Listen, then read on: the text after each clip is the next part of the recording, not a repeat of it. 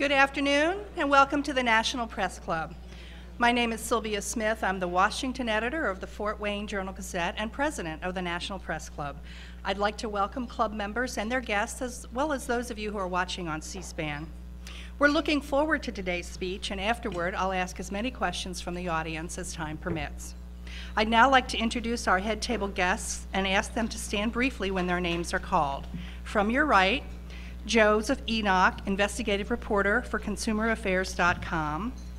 Peggy Eastman, president of Medical Publishing Enterprises. Ann Montgomery, senior policy advisor to the Senate Special Committee on Aging. Catherine Larkin, healthcare reporter for Bloomberg News. Maureen Grappi, Washington correspondent for the Indianapolis Star and Gannett News Service and secretary of the National Press Club. Lisa Richwine of Reuters. Madeline von Eschenbach, wife of the commissioner, and skipping the podium. Melissa Charbonneau of CBN News and vice chairwoman of the Speakers Committee. And skipping over our speaker just for a moment, Doris Margolis, president of Editorial Associates and the Press Club Speakers Committee member who organized today's lunch. Thank you, Doris. Susan Winkler, the FDA chief of staff and a guest of our speaker. Larry Lippman, Washington correspondent for the Palm Beach Post, Cox Newspapers, and a past president of the National Press Club. Steve Sammy, editor and publisher of Military and Diplomatic World News. And Keith Hill, reporter-editor for BNA and chairman of the National Press Club Board of Governors.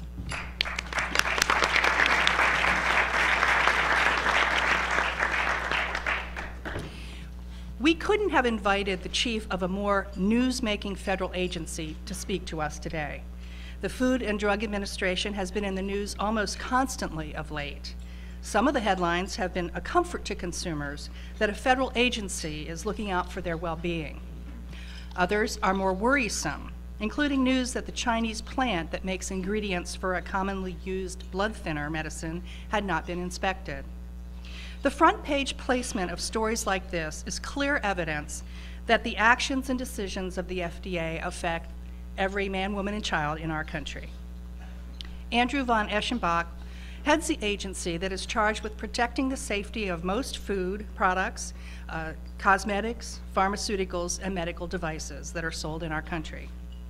Taken together, these products account for fully a fifth of consumer spending and an even greater portion of consumers' product safety fears. Prior to moving to the FDA in late 2006, Dr. von Eschenbach was director of the National Cancer Institute. Earlier, he was executive vice president and chief academic officer of MD Anderson Cancer Center at the University of Texas. A leading authority on cancer, he is himself a former cancer patient. Today, he'll describe the FDA as being at a turning point and how it will meet the challenges of a rapidly changing world. Please join me in a warm National Press Club welcome to Dr. Andrew von Eschenbach, Commissioner of the Food and Drug Administration.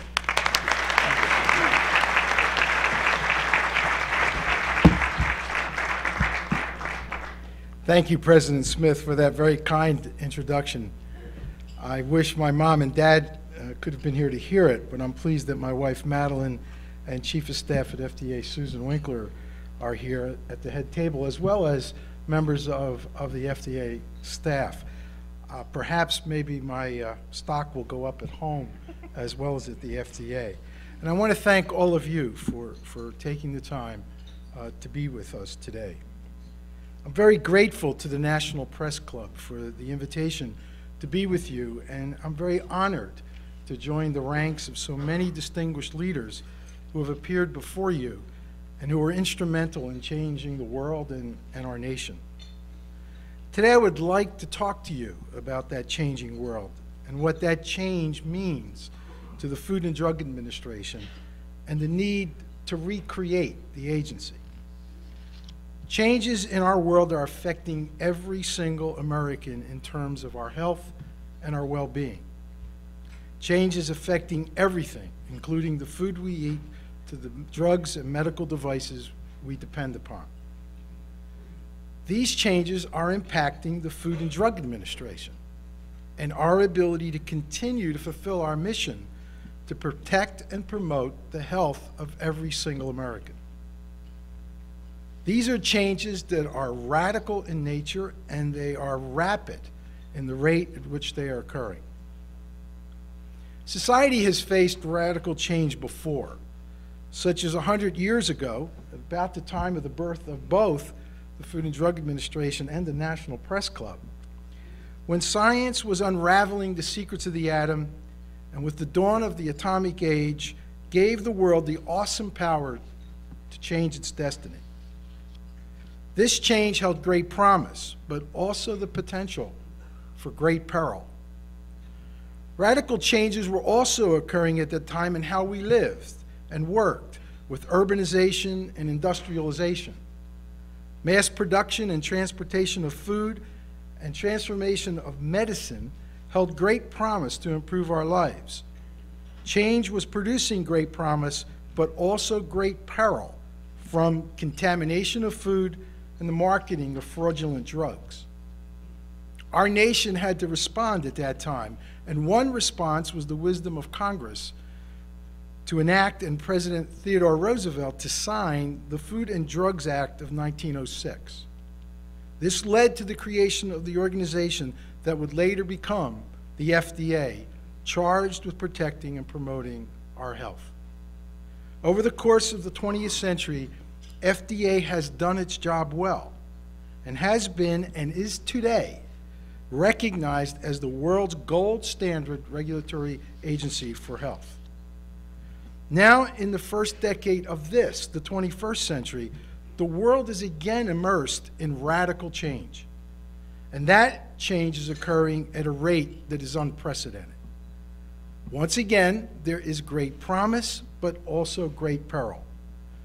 Just as with the atom and its nucleus, revolutionary progress in science and technology understanding the cell and its nucleus is leading to our understanding of genes, molecules, and DNA that controls life processes and disease, and is enabling us to clone animals, genetically modify crops, create X-ray devices that actually see living biology.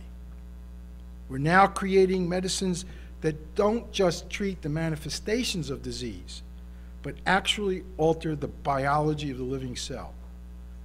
Exponential advances in science and technology are again coupled with changes in the way in which we live.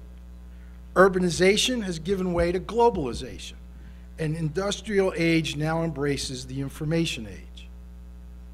As with the past, these changes are filled with promise but also peril, as they impact on our health. Society must respond, and I believe recreate the FDA.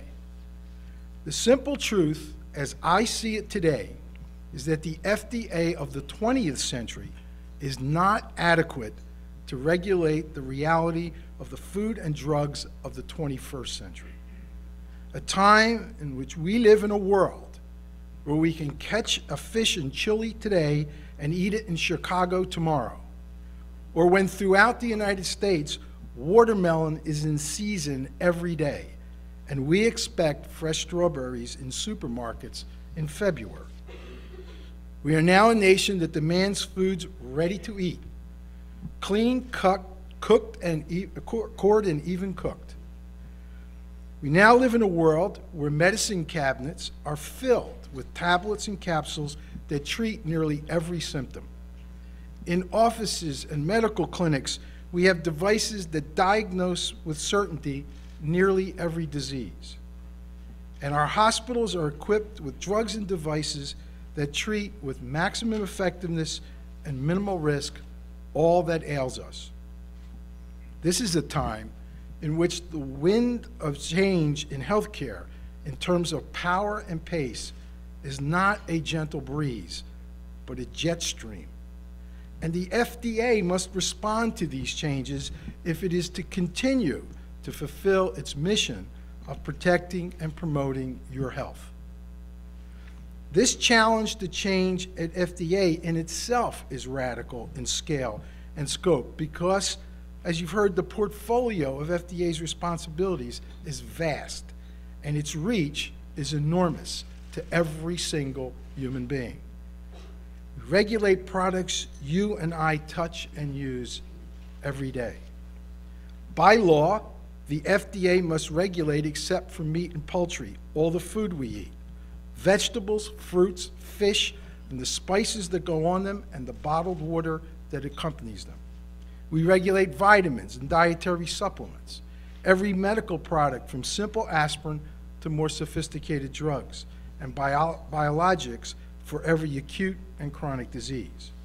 Medical devices, from pacemakers to PET scanners, and from surgical masks to surgical robots, and from linear accelerators to microwave ovens, to produce not only things for how we feel, but also how we look, from toothpaste to underarm deodorant to sunscreens and cosmetics. And our responsibility extends to products not just for humans, but also animals, as we regulate genetically engineered animals and products from pet food to pet turtles, and from pet feed to drugs for our livestock. FDA was created 100 years ago because change had created peril along with promise. And today, FDA must be recreated because the peril and promise from these products I described is now even greater. Consider for a moment food safety and nutrition. The perils are many. In processed food, we have recently witnessed the risk of botulism in canned chili sauce and E. coli and salmonella contamination in ready-to-eat fresh produce. But the potential promise is also great. A bountiful supply of fresh fruit and produce available all year round, and processed foods that have benefits such as lowering cholesterol are truly essential prescriptions for health. We can do more to prevent disease today, just as our ability to genetically engineer crops to improve nutrition and promote health. Consider drugs and medical devices.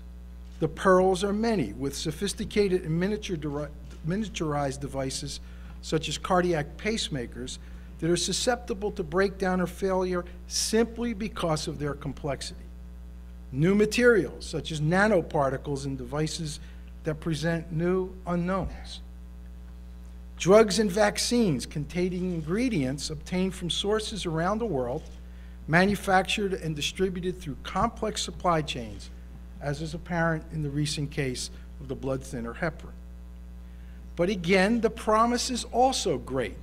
We can design and targeted drugs for a genetic defect and halt diseases like leukemia. Or we can block molecules from affecting blood vessels and reverse blindness from macular degeneration. We can create vaccines to protect us from devastating threats like pandemic influenza, or develop a recombinant protein that can control and prevent bleeding in patients with hemophilia. Today, the peril is great, but the promise is unlimited. However, I believe for the FDA to fulfill its mission to protect and promote your health in this context, we must now respond again. And I believe that that was my charge when I became the Commissioner of the Food and Drug Administration. The challenges I face today are perhaps unlike those that were faced by my predecessors. And as I attempt to guide this agency in responding to its day-to-day exhausting responsibilities, I am simultaneously asking them to expend the energy to define and create the reality of tomorrow.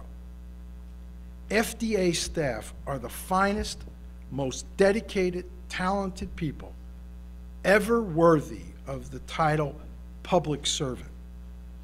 But their task is daunting. Just consider the acute risk of pandemic influenza of a few years ago. It was a major public health concern around the globe. It was expected that in the event of an imminent outbreak, FDA would have to assure the safety and effectiveness of every medical intervention, including some not yet invented, like a vaccine for the offending virus.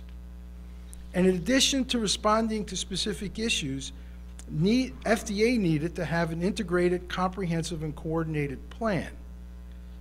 In the event of a pandemic, every single component of the agency would be acutely impacted, from our need for rapid dispersal and development of vaccines and antiviral drugs, to ensuring adequate medical devices like respirators, to being able to implement processes to assure the safety of food, and even methods of safe disposal of infected animal carcasses. The agency rapidly embraced a strategy to change from a reactive mode of a regulator to a proactive mode of a facilitator, and immediately engaged with academia and industry to facilitate that product development and create that regulatory pathway, and to be able to integrate those efforts as well with our appropriate partners in federal, state, international, and in the private sector. Fortunately, we have not had to face the test of an outbreak, but one benefit of that comprehensive, multidisciplinary, integrated approach has been the enhancement of our vaccine manufacturing capacity in this country. Unlike a few years ago, when we only had 3 licensed vaccine manufacturers capable of making vaccine for seasonal influenza, today we now have in the U.S. 6 licensed firms. As a result, rather than shortage that occurred a few years ago, this year we have had excess capacity. And in addition, in 2007, we have licensed the first influenza vaccine against H5N1 virus. Because of that demand of a changing world, FDA did change, and changed radically and rapidly with great benefit as a result. Today, the Pandemic Response Strategic Plan we developed is a model guide for others internationally.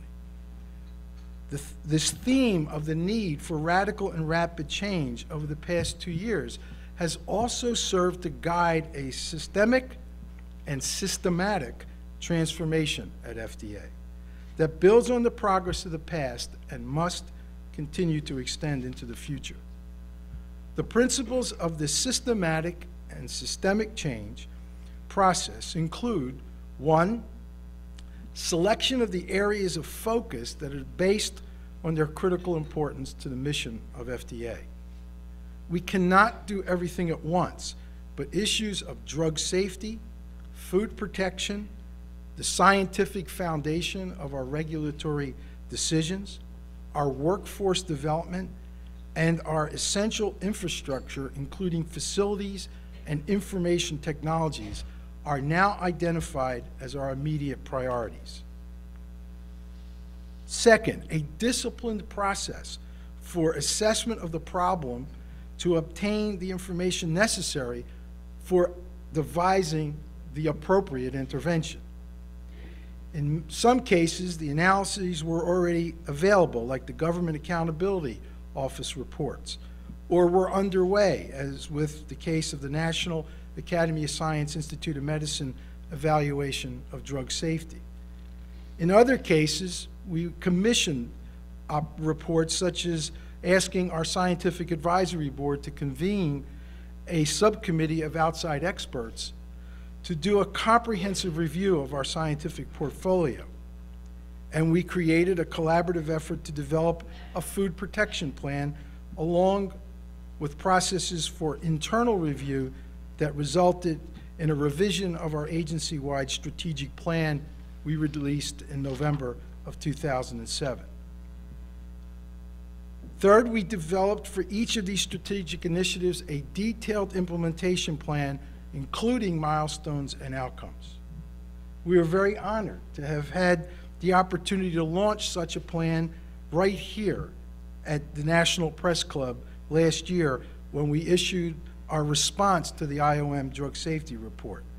And we have already implemented many of those initiatives outlined in that report, such as the creation of our Risk Communication Advisory Committee.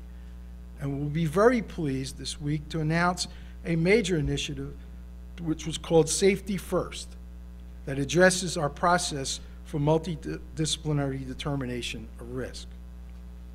Fourth, we continue a series of external and internal consultations. In particular, assessment of our workforce has demonstrated a critical need to expand the numbers and skill sets required for our regulatory mission in this new era. We've embarked on an aggressive recruitment and retention effort with the targeting of hiring an additional 700 new individuals to FDA in 2008. This has been primarily made possible by the passage of the Food and Drug Administration Amendments Act of 2007 and the incremental increases that have been provided in our appropriations. In addition, we will be shortly launching plans for an FDA fellowship program, which has the potential to attract up to 2,000 individuals of varying disciplines for a 2-year training program at FDA.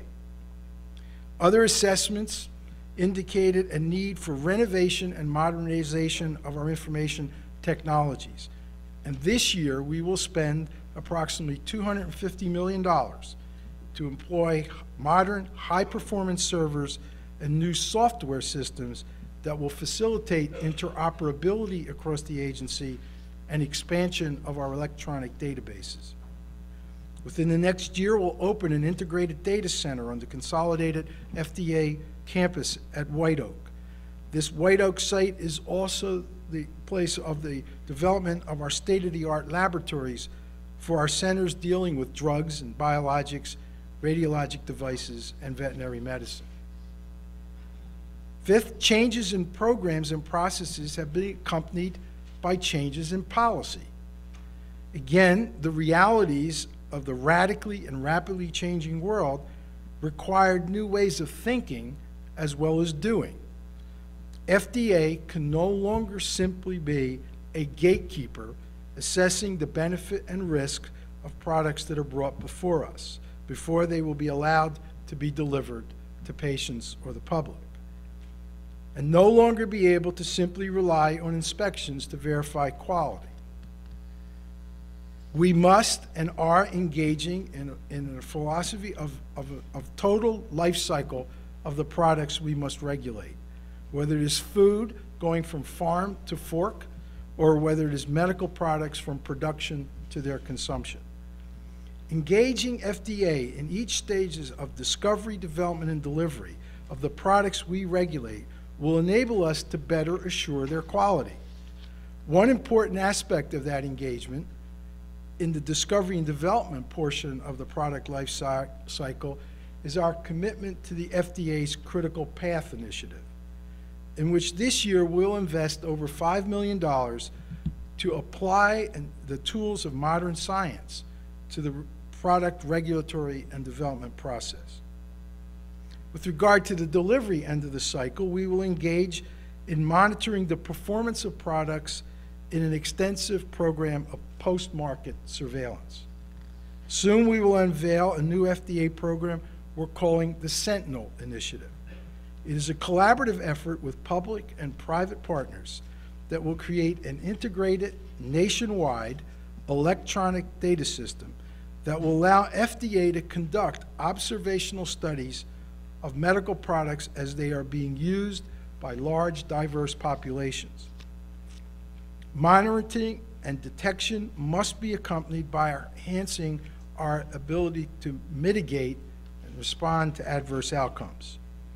We must enhance our capability for intervention by increasing risk-based inspections, but now also using modern scientific tools in the field for detection and our ability to expand our network of assessment.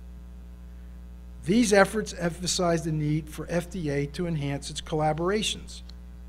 We are forging multiple partnerships with federal agencies like Customs and Border Protection, the CDC, and USDA, as well as with state, agricultural, and health colleagues, private sector organizations, and most importantly, our international counterparts.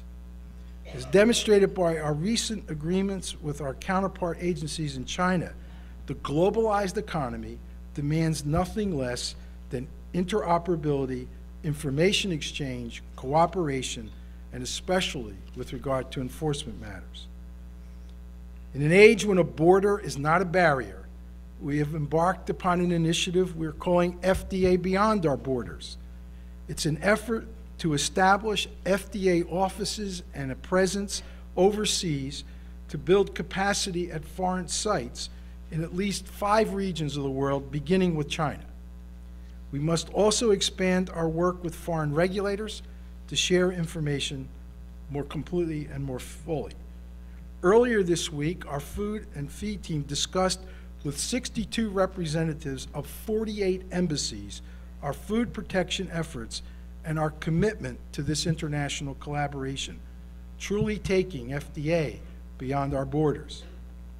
This requires us to regulate products where they are produced even before they arrive at our borders. FDA, as part of the Department of Health and Human Services, played a leadership part in the President's Import Safety Working Group.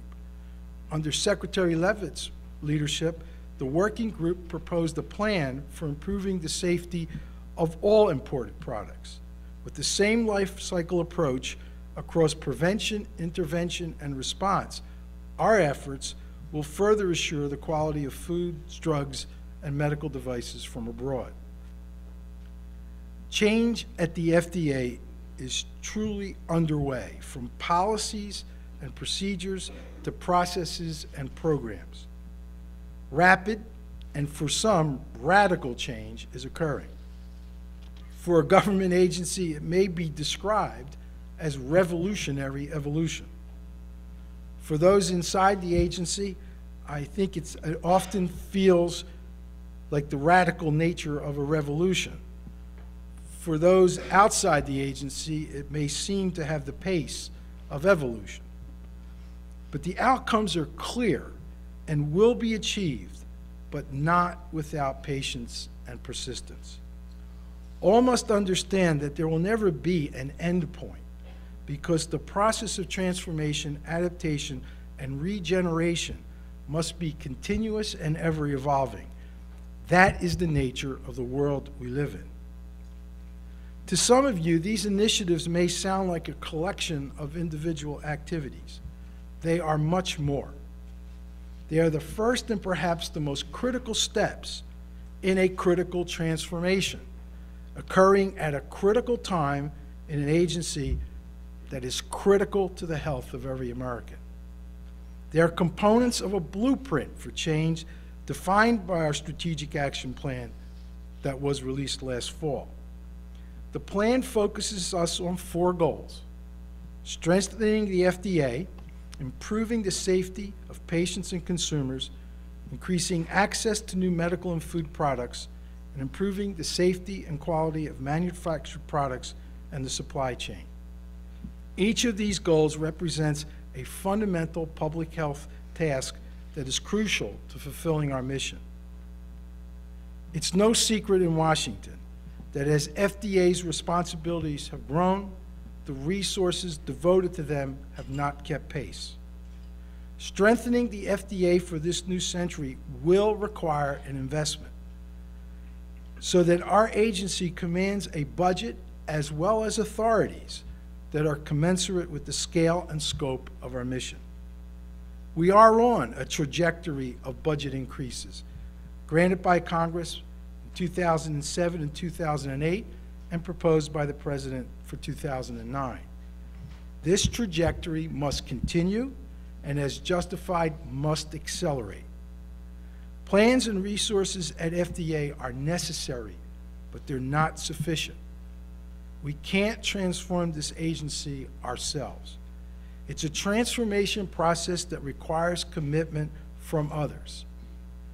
This is a time to not just be critical about what is not being done, but to collaborate on what must be done. In the next 3 to 5 years, from others, we will need the following. From the Congress, we need authority to better regulate the food supply. Our food protection plan calls for 10 new legislative authorities, and I call on Congress to grant those new authorities by Memorial Day. I will continue to make my staff available day or night to work with Congress on these important initiatives. Our nation needs this legislation. From the industries whose products we regulate, we expect strong corporate responsibility and compliance with regulatory standards, as well as continued support of our user fee programs with amounts that are appropriate for the services rendered that bolster our ability to review product applications promptly so that life-saving medical interventions reach patients sooner. From our stakeholders, we need your full support of the Reagan-Udall Foundation, established by Congress as an independent 501c3 organization committed to supporting the mission of the FDA. And from the public, we are looking for your support and your patience, as well as your trust and your confidence. We at the FDA are committed to serving you, and although these changes will take time, their benefits will be long-lasting to protect and promote your health.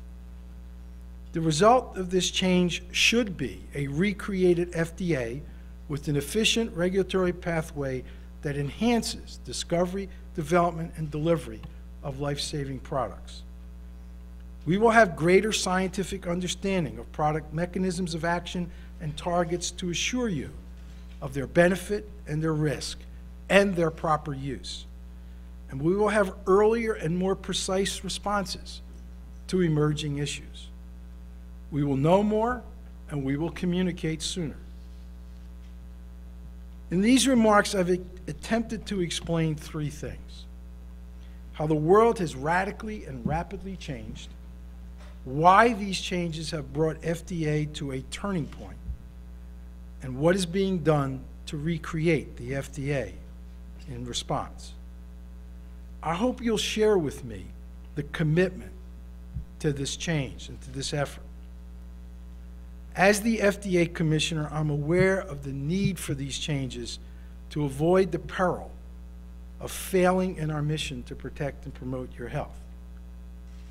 But as a physician and a researcher, I'm aware of the need for change at FDA to achieve the promise that comes from us being a bridge and not a barrier to delivering life-saving solutions that will eradicate and prevent the diseases that threaten you now and in the future. But perhaps for me personally, most of all, as a grandfather concerned about the future of our 6 grandchildren, I am aware of the need for radical and rapid change. About a month ago, I traveled with Secretary Leavitt to India to meet with our counterpart government officials as well as leaders of their food and drug industries to discuss how to best assure the quality of products produced in India for export to you here in the United States. While I was there in Delhi, I had the opportunity to visit a neighborhood and to vaccinate babies and small children for polio. Afterwards, I took the opportunity to hand out lollipops to some of the children, and I was suddenly faced with a mob of grasping hands and squealing voices that expanded more rapidly than my ability to furiously dispense the lollipops, until that moment came when there was nothing more for me to give them. I will never forget the outstretched hands and those big brown eyes and little faces whose smiles turned to sad stares because I had nothing more to give them. As I look at the faces of my grandchildren, I know that for the next generation, their expectations will go beyond our past that developed a vaccine for polio to their future, in which food and drugs will be a personal prescription for health. And I know that FDA must radically and rapidly change so that their smiles of expectation will not turn to stares of sadness, because without the FDA of the 21st century protecting and promoting their health, there will be nothing more we can give them. Thank you. Stay right up here. We've got quite a number of questions, including several that asked for some specificity about some of the things that you proposed, including, would you support a reorganization of the government that would remove any food regulation from the Agriculture Department and give it to the FDA? No, I don't think it's a need to restructure.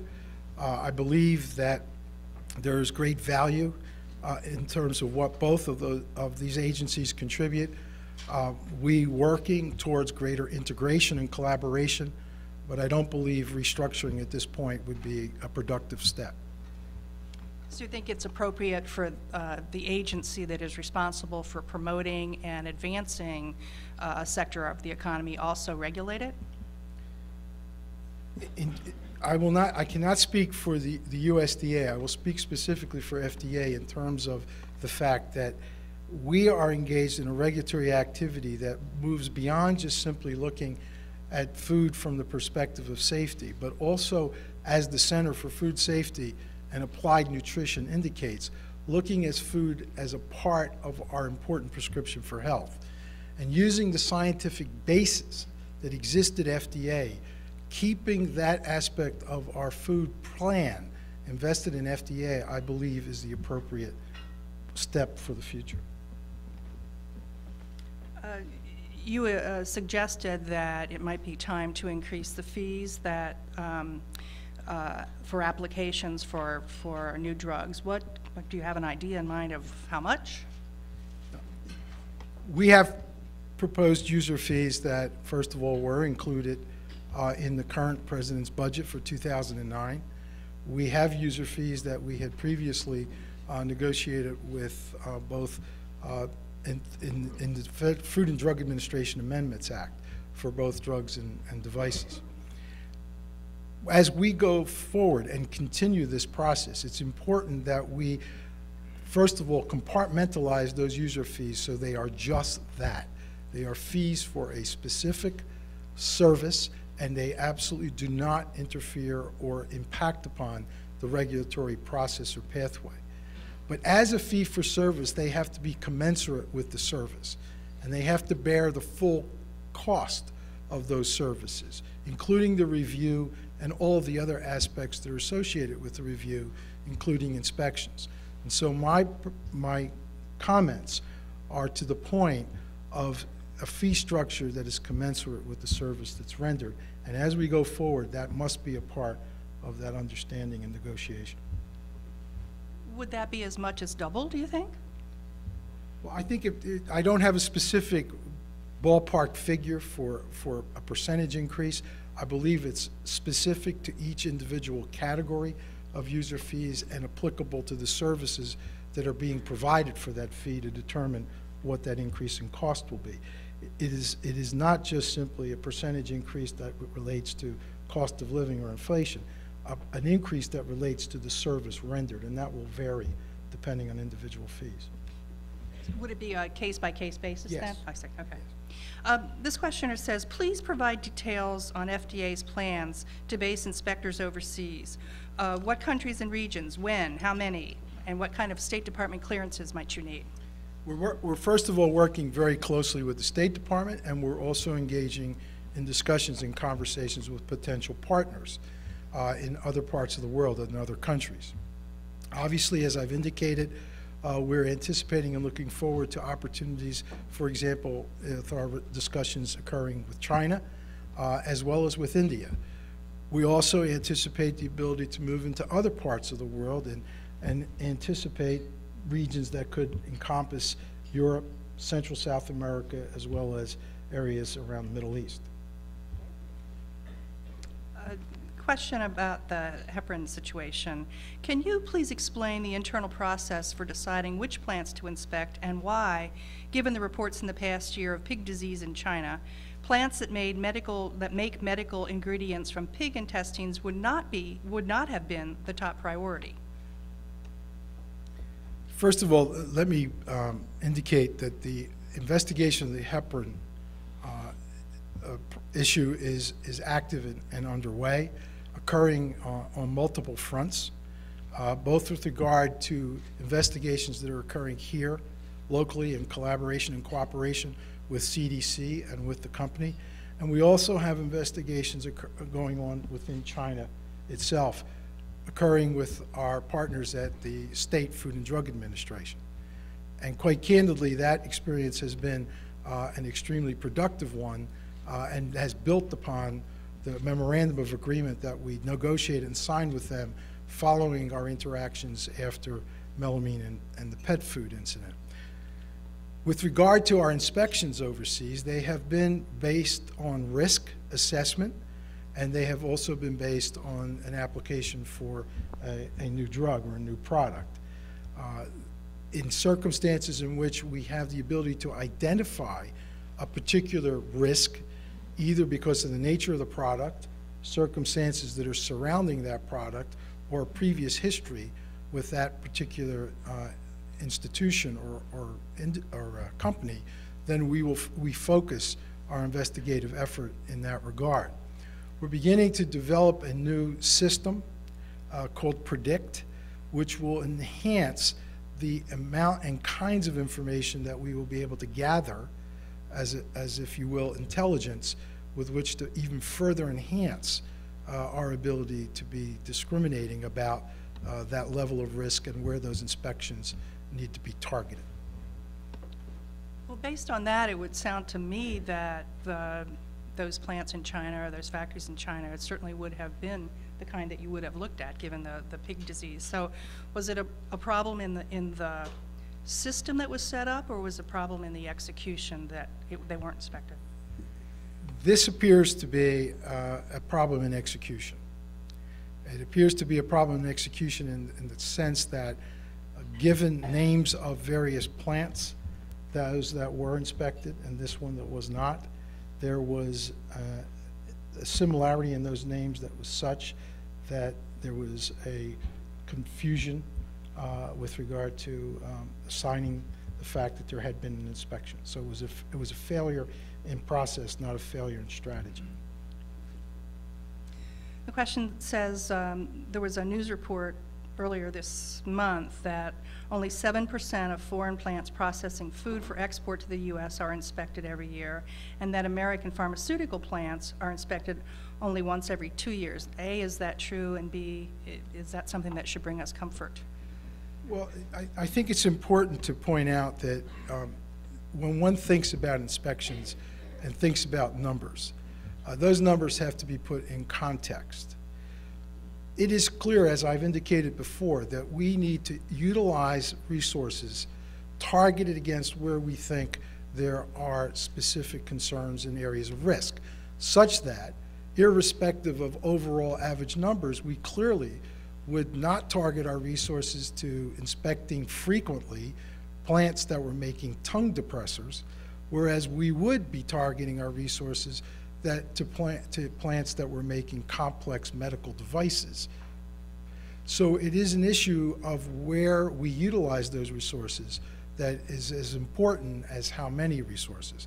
Having said that, we are working to increase the overall number of resources, both in terms of having FDA presence abroad, where we're able to expand our workforce conducting those resources, two, working collaboratively with counterpart agencies, governments, and private institutions that are capable of carrying out third-party inspections that would be supervised and overseen with regard to the nature and quality of those inspections by FDA.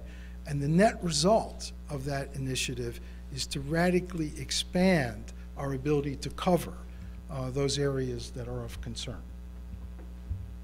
We have a couple of questions about appearance of impropriety or conflict. Shouldn't individuals with former ties to the pharmaceutical industry be barred from serving on FDA's commissions and boards because of the appearance of impropriety? Can't the FDA find enough academics, scientists, and public interest doctors to fill the majority of those policymaking and advisory positions? We've embarked upon a very extensive effort to create and expand a much larger pool from which we can derive appropriate expertise to inform us about the nature of the products upon which we have to make a regulatory decision. We've reached out to multiple organizations, including, for example, the American Medical Association and others. Having said that, we also are complementing that process of expanding the field with continuously improving our internal processes by which we can begin to eliminate any concerns about conflict of interest or bias. The fact of the matter always remains that in order for us to have the kind of expertise that's required to give us the kinds of insights we need about these products, we need people who have been engaged in that particular product or in those kinds of disciplines in some form or another. Some have been engaged in the discovery end in academic institutions. Some have been engaged in the development of products as it relates to industry.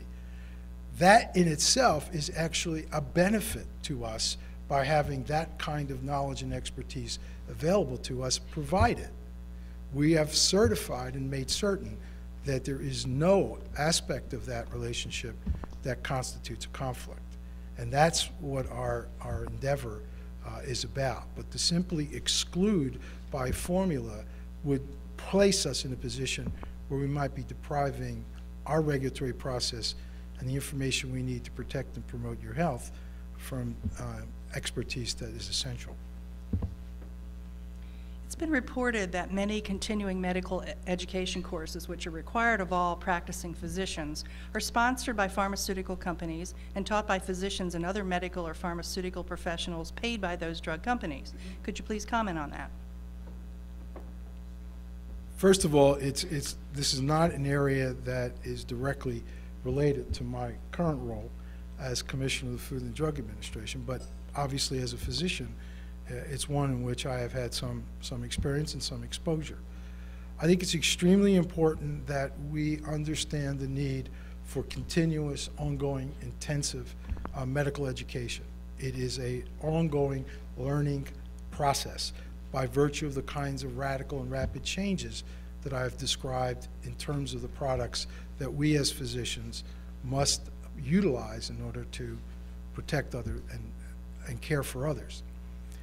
Having said that, it's important that we put that educational context into the right framework.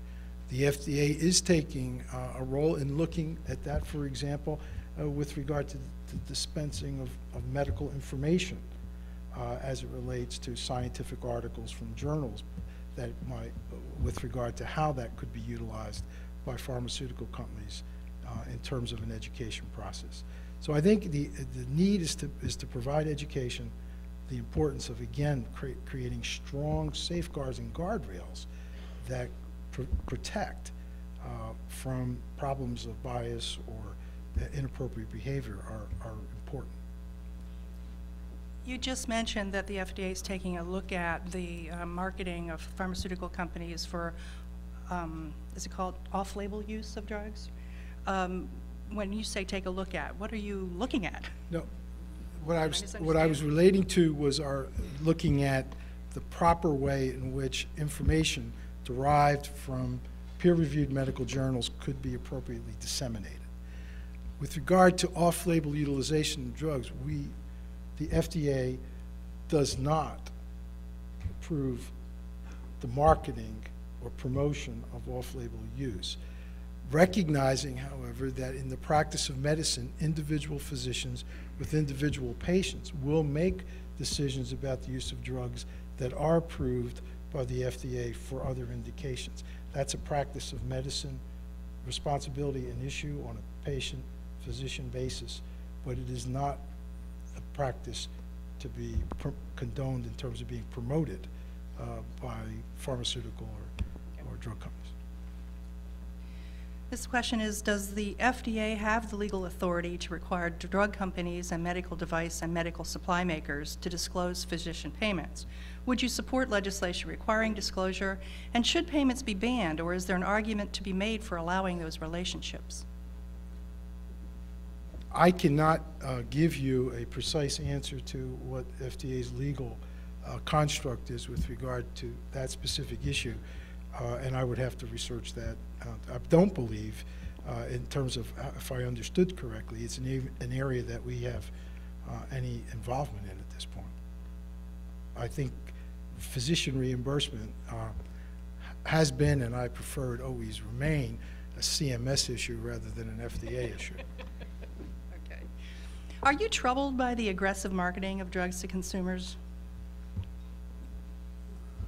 I'm troubled by the inappropriate marketing that may occur with regard to, I believe that dissemination of information is an extremely important contribution to patients understanding and knowing and being aware of their own diseases, their need for attention, and the options that may be available to them. But I think that has to be done in the context of what was essentially a relationship equivalent to a doctor-patient relationship. So whether it's the FDA distributing or disseminating information about products, or the pharmaceutical industry or academic institutions distributing or disseminating information to patients, we must always do that in the context of what is ethically and appropriate and what is in the best interest of that patient, rather than serving any of our goals or needs. So I really do believe there need to be standards. Those standards need to be rigorously applied. I recognize that there's a context of the First Amendment rights, but within that, there really does need to be the sensitivity and appropriateness of this process. And I think that in my conversations with leaderships of the industry, many steps are being taken within the industry to assure that that is the case. In the past, you've said that if Congress gives the FDA authority to regulate tobacco, and if the agency ordered nicotine levels to be reduced, it might lead to people smoking more to get more nicotine. However, proponents of FDA regulations say there are arguments that outweigh that concern, including potentially more restrictions on the tobacco industry's efforts to make products that appeal to kids. Is that argument compelling to you? The issue of the prior statement is in the context of recognizing a need to eliminate what is perhaps the single most important concern or threat to public health in this nation and this world, smoking. But to do that in a way that is appropriate to get the right outcome and the right effect. It is to do the right thing, and it is to do it in the right way, and that is a mantra that I've carried with me as a physician. In the context of making decisions about the issue of reducing nicotine, my caveat was that there are circumstances in which you could increase the need to smoke more in order to reach the level of nicotine one had become addicted to. And as you smoke more to get that same amount of nicotine out of a much larger number of cigarettes, you would be by nature getting a lot more of the carcinogens and the other elements that affect cancer, heart disease, and others. This is a very important explanation because I think it calls into question the need to define the right thing to do and to do it in the right way. And that is a thoughtful, deliberative process that FDA wants to contribute to, that we want to be a part of, and that we want to work collectively to the most appropriate solution to eliminating smoking as a public health problem. How have your personal experiences with cancer and your professional background with the disease influenced your work at the FDA? Have you reordered any priorities or instituted any initiatives as a result? I don't believe I needed to reorder or to change priorities, but simply perhaps underline and emphasize what was already there. That as both as a patient as well as a physician, I appreciate the importance of having the patient center and first and foremost with regard to everything we do. That has been the culture of FDA perhaps my role was to simply underline and underscore that. We are there to protect and promote your health, and everything we do must be done with that as the only end and only purpose for why we're doing it. It will remain a science-based regulatory agency making decisions for that reason and that reason only, and no other influence. When you were the director of the National Cancer Institute, you made the bold statement that the NCI planned to eliminate suffering and death caused by cancer by 2015, making it essentially a manageable disease. Do you still think that goal is realistic? Yes. It's realistic if we're willing to make the commitment and do the things that need to be done to achieve it. The reason I believe it's realistic is because of the fact that we have entered into a new era and a new age that I've been trying to describe as it relates to FDA in terms of the radical and rapid change that's occurred.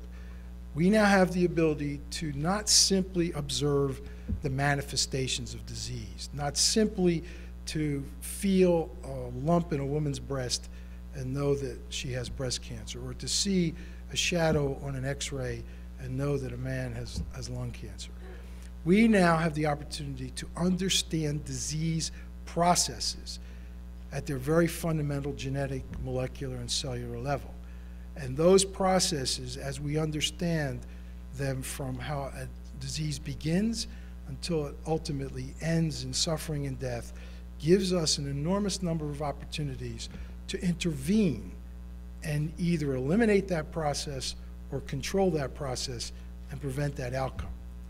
This model is not just true of cancer. It's a model that's applicable today to our understanding of Alzheimer's, of macular degeneration that I alluded to earlier, and it's opening up the doorway, the portal, for us to create new interventions, new solutions that 10, 15 years ago were unimaginable. That is a reality for which there's already proof of principle, but it is not yet assured or within our grasp. It is yet to be attained, but it is attainable.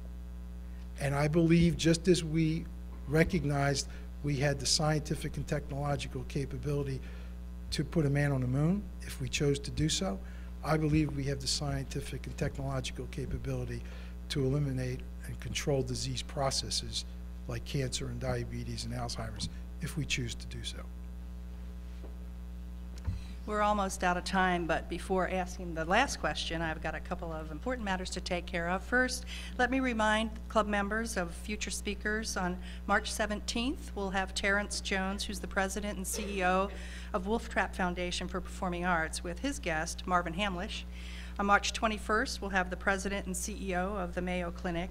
And on March 31st, kicking off the National Press Club's birthday celebration week, we have Don Ritchie, who's the Associate Historian of the U.S. Senate. He will discuss scoops, packs, and clubs, a centennial survey of the National Press Club and the Washington Press Corps.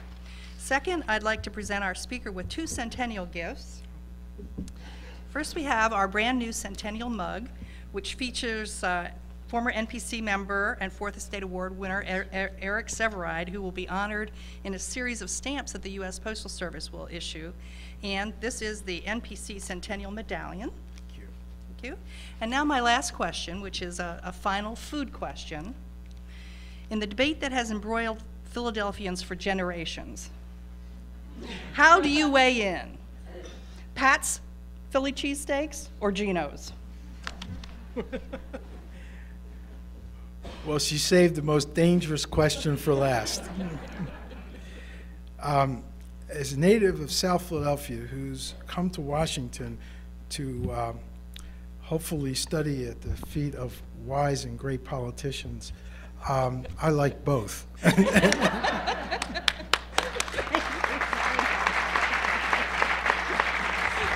Thank you very much. We're adjourned.